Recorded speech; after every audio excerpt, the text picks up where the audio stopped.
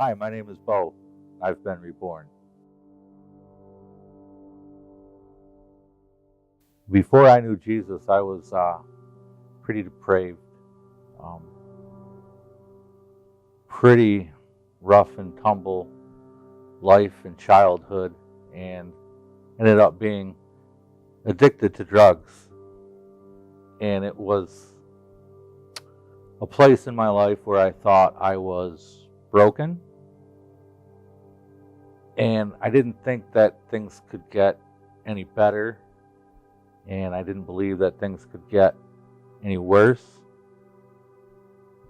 And my grandfather died, and before he did, he got reborn, and he had a couple of friends who made him a promise that they would help me to get off drugs. And it was something I could have never done on my own or sought on my own. But they sought me out and they mentored me, and I ended up in a mission for almost a year, 11 months. That was the hardest time in my life up until that point. Just ready to not give up on who I am or who I was. And I'd always believed in Jesus as the Son of God. I had gone to church, Christmas, Easter's. I never had any reason to doubt that Jesus wasn't real, God wasn't real. But I didn't know them, and I didn't understand. And I got reborn in the middle of that mess by a crack addict, of no less, but he loved Jesus. And I used to really think that that was the best part of my testimony, because Jesus changed everything. I was 21 years old at that point, and here we are, 21 years later, really, Easter 1998, right around that time there in April. And I met my wife at that time, and thank God for her, because she helped me when I came from that place of doing drugs to no longer doing drugs. I found myself at Carriage Town, not knowing what to do, but knowing that I was different, that I had been reborn. And when I met Lori at that time, some things started to fall into place. We got married and we started to have a family, and we went to church, and things in my life at this time were dramatically different from before I went to Carriage Town. Fast forward a few years, children, a new life, and I find out that I have an aneurysm, the aortic root of my heart, that I'll have to have surgery, and if I didn't, there's a good possibility you're not going to make it. And at that moment, I kind of thought that I had a wake-up call. Though my life had become dramatically different, it hadn't become dramatically better. Though I knew that I had been reborn, I was fighting myself a lot to do what I wanted to do, and really looking at, I shouldn't do this thing or I shouldn't do that thing, because if I don't do that, then I'll be closer to God. I'll have a better relationship.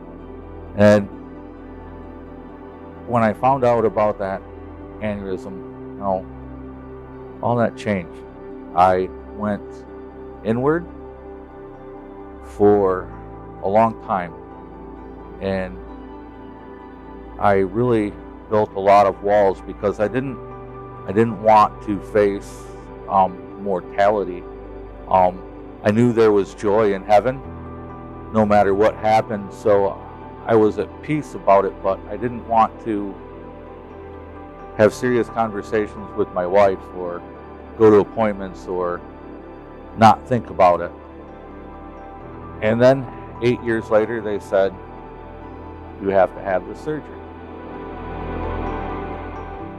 And things started to go in a whole new direction for me.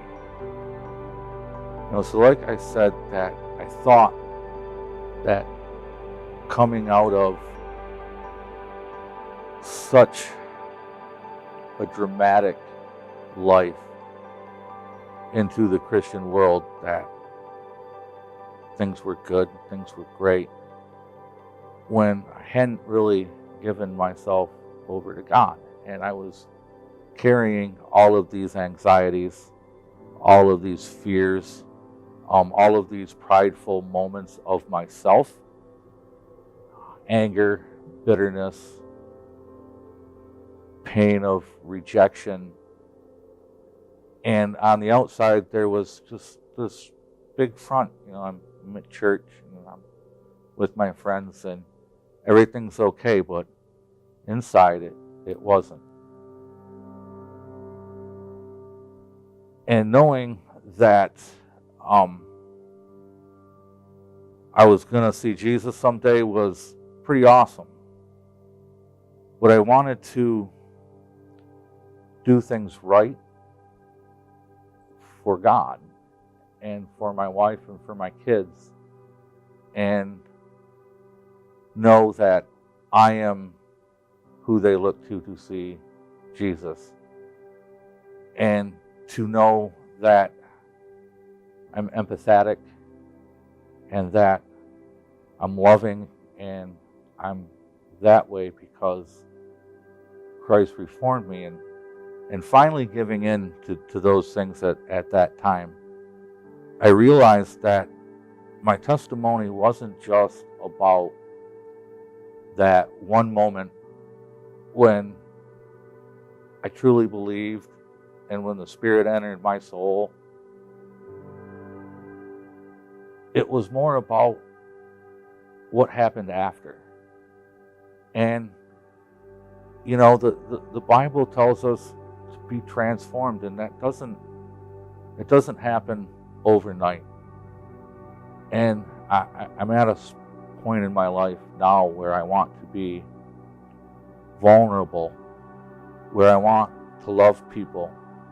And when people see me, I want them to see what Jesus would see, but how they would see Jesus. I thank God for the trials, the drug abuse, the aneurysm. Out of each of those things, I have learned that I'm a little bit closer every time, because every time I have to depend on Him all that much more, because I couldn't get off of drugs by myself, and I couldn't do anything about my aneurysm. Couldn't do anything, but He could. My name's Beau. I've been reborn.